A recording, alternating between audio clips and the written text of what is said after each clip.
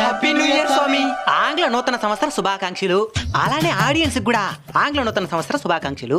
చెప్పండి నాయన, ఏ పని మీద వచ్చినారు? ఈ కొత్త సంవత్సరంలో మా భవిష్యత్తు ఎలా ఉండబోతుందో పంచాంగం చూసి చెప్పండి స్వామి. దానికి ఎందుకు పంచాంగం చూసేదే? మీ మోకాలు చూసేనా సగం అర్థమైపోతున్నది. సరే, మీ ఆనందం నేందేనే కాదనాలా. నీ రాసి ఏంది నాయనా? నంటకాయ రాసి. నంటకాయ రాశా?